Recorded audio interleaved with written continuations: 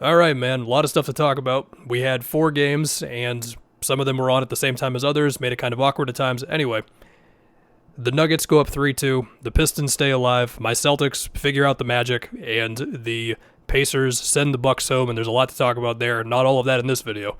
But as far as the game itself, it was quite a collapse. Let's start with the Nuggets and the Clippers, though. I feel a little bad for not having Jamal Murray in the thumbnail, but man, from the second that I said that the Nuggets might be in trouble after that bad game, whatever it was, outside of a nearly catastrophic fourth quarter, the game before this one, they have just looked like the better team for most of these minutes against the Clippers, man. I mean, in this one, the Nuggets, they were pretty much unguardable, and you got to start with Jamal Murray. He countered everything the Clippers did on him in this one. If Zoo was dropping back, sorry, man, he's making all the pull-ups. If Chris Dunn is staying glued to him, and then Murray uses, I guess, like a Jokic having the ball in the corner as effectively his screen as he relocated to the top of the key, Chris Dunn's all over him, doesn't matter, he's still making it. Fadeaway 2 is on Chris Dunn. One really, really smart play where Jokic is in the post, and then Gordon cuts, so that forces Batum to stay in the paint, who was on Murray previously. Then that becomes a Jokic skip to Murray in the opposite corner for a 3. It was just everything tonight. And, I mean, you don't need me to tell you this. If this is the Jamal Murray the Nuggets are getting, then they're super scary. We can point out the losses of, defenders over the years and not being as sharp defensively and all that, but if that's the Jamal Murray that's happening, then, I mean...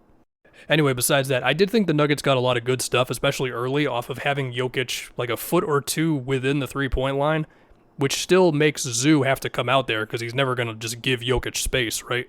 And it just felt like they were getting a lot of backdoor cuts off of that. I want to say Brown, Russ, and Gordon all got stuff off of this. Would also like to go back to, even when Zoo was higher up on Murray, then it would lead to like Jokic being able to get a putback because Zoo's got to be, he's got to cover ground from the three-point line, the whole thing. And you had Russ and Murray running some nice like guard screens where Russ is getting like a pull-up bank shot on Zoo. Russ was just making jumpers, period, in this game. The Clippers are going to keep daring him, but okay, similar to the Nuggets, they're going to keep daring Chris Dunn, and he had his own little 3 straight threes stretch that was cool. I mean, everybody was scoring. MPJ, Brown. Also, what happened when the Clippers just fell asleep when Gordon got that wide open lob off of a free throw? I think Chris Dunn like committed to Jokic a little too hard, but Zoo was right on him. A few years ago, when sometimes Jokic would have these games where he just like didn't score that much, because you can tell in his head he's just like, oh, I love this, I can just make all the passes in the world. That felt like tonight, which is a very bad sign if you're the Clippers. And eventually they tried out some more of like having wings or like Harden on Jokic and just just get in his center of gravity, all that stuff. And then we're gonna have Zoo play off of Gordon, and we'll see if that's something that they want to commit to in the next game as we go back to LA for now a must-win Game 6 for them. But yeah, that was awesome. And this Nuggets team, they're rolling. And when they are rolling, it's like, who the hell can guard these guys? Now, as I do say all that, the last time we saw the Nuggets go on the road for a Game 6 when they were up 3-2 was last year against the Wolves, and they basically just let the Wolves win the game. So we'll see what happens this time around. And one more thing on the Clippers offense. Look, Kawhi, he's probably going to have to go takeover mode in the next game, okay. James Harden better have a good Game 6. Just saying, if you don't want to have another James Harden playoff performance discourse on Twitter, which he may or may not be aware of at all, then just play well in the next game, okay? He did get one layup on Jokic dropping back on a screen against him late in this game. You can have that to lean on, I guess. I mean, I'm remembering when they went on the almost fourth quarter comeback of the last game, and a lot of it was like Harden just getting them into their stuff really, really fast and getting them into pick and roll actions and everything. So if that's still in there, it's got to come out. But yeah, that was a good time. We'll see what happens in Game 6. Now we can go on to... Let's go to Pacers-Bucks next. What the hell, dude? I was getting ready to talk about, when Giannis brings the ball up court and they just run all these cool actions, AJ Green with a ghost screen, or Gary Trent with a ghost screen, or Gary Trent just making in everything, some of it off of like Halliburton just randomly double-teaming Kevin Porter Jr. in the middle of the floor. Why are you doing that? Now he's open. Or Nesmith's fallen down, and now Trent makes that one over him. Or just the constant Giannis battering ram. Or, the new starting 5 that was like really switch-heavy and out of the gates. It slowed the Pacers down, where Portis is switching onto Siakam, or like AJ Green switching onto Nembhard and slowing him down, or they're daring Nembhard to beat him from outside. He ended up making a very big 3 in this game, but early on, he missed some pretty open ones. They missed some pretty open ones, the Pacers, early on.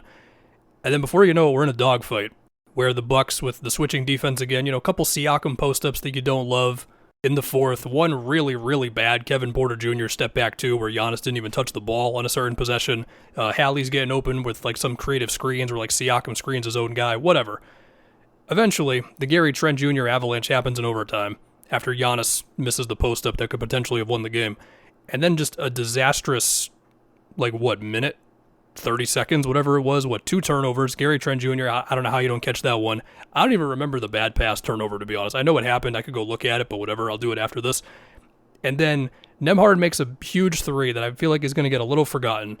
Hallie beats Giannis on a switch, and before you know it, the Bucks season was just over, man. And I'm just still I have all the details in front of me. I'm going to spare you all of them, or some of them at least, but what the hell just happened?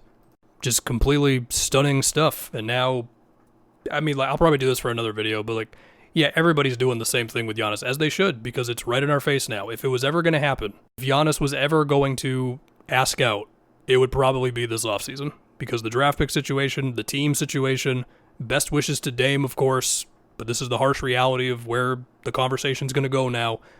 We'll just see. The Pacers will face the Cavs, and I'll talk about that series at some point. Okay, now we go on to Knicks Pistons. I just want to talk about the Pistons defense in this game, man, because there were so many plays where I just thought physicality and being connected and all this stuff. The Knicks had a 101 offensive rating when Cat was on the floor. And so, well, first off, I was only able to catch the second half because I was watching Pacers-Bucks, which we didn't foresee that one going into overtime. But just plays where, let's say Duren is high up on a Brunson screen, and that forces him baseline as the Brunson's got to make a pass he doesn't really want to make, and then Cat's missing a tough three, or Asar is picking up Brunson very early on a possession, gets the ball out of his hands, and then Cade just pressures OG into a wrap-up situation, which the Knicks thought it could have been a jump ball, whatever. And then there was this really, really great, this is the last one I'll do, this great defensive play they had out of a timeout, where on the same play you had Asar as well as Hardaway fight through either handoff actions or screens involving Brunson or Mikal Bridges, and also Cade is bumping Cat off the ball because they ran something where Cat would run through the paint to try to get a post up, and that gave Tobias time to get back, and then it becomes a Mikal fadeaway too, which he can make, but that clearly wasn't the shot they wanted, and I was just man, they are so locked in, and they are so pissed off about how the last game ended. And then there was Duren with 6 assists, and Asar had so many of his baskets from just cutting or being in the dunker spot at the same time of the Cade and Duren pick and roll, as Cat was just sometimes higher up on those actions, and so he's scoring, and that's one way to kind of solve the Asar-Duren thing that they deal with on offense sometimes, which is just two guys who are not shooters like that, and sometimes it comes to hurt them. And then, as you'd expect, it's Cade just having success on screens. I know he didn't shoot great for the game overall, but it did seem better as the game went on. He gets a pull-up three, trying to put Brunson in the action. OG's coming back into the play, but he's open for a second. He drew a foul on Brunson. He scored on Cat on a simple screen action, whatever. And then also that last minute and a half where the Knicks, they couldn't get Brunson and Josh Hart back in the game. That was rough to watch for them. And also I'll say there were stretches of that fourth where I was oh, this is a lot of dribbling by Brunson when he was in the game. Hopefully he's all right, because he had something that I'm not remembering exactly. So yeah, and now we go on to a Game 6 in Detroit, and I will just mention it once, or this is technically mentioning it a second time, I guess. If they called the foul at the end of the last game, I don't know where we're at right now. Okay, if you want to do different timelines, perhaps this is a different game, but anyway. And also, I will just say what I said in the last video. Any Knicks possession that does not feature Karl Anthony Towns setting a screen on or off the ball, or receiving one of these things, or being a part of a DHO action or whatever, is not getting the most out of that possession. I'll just say that. And if Tobias Harris, or sometimes Duren, or whoever on him in physicality is enough to stop that, then all the haters were right about the Knicks, okay? But hey, they're still up 3-2. And then lastly, let's talk about the Celtics and the Magic a little bit. Celtics won 4-1, all that. Cool. They went crazy in the third, held it for the fourth. I do fear that the Magic might have shown a blueprint here on how to slow down the Celtics some. So basically telling the Cavs, hey, by the way, if you switch and hold up well one-on-one and then stay home on shooters and also just do the best you can with running them off the line, you might be able to drastically reduce their three-point amount. Now, the Celtics also made it tougher on themselves between turnovers and the Magic getting some offensive rebounds, and eventually, again, they got it squared away by the second half. But there were just some of these games where the Magic were able to dictate kind of everything about the game, but the Celtics won because they're just a better team. So I don't know what that means, but if I'm the Cavs, I'm how can I replicate that? The Cavs have to worry about the Pacers, and yeah, we're all going to pick Cleveland to win that series, but you can't sleep on the Pacers, all their spacing and all their cool actions and everything. Anyway, I think that's it, man. Pretty good night of ball. Also, I can't mute my tweet that is currently at like 10k likes, and it's annoying me because I keep getting notifications that I don't want to get.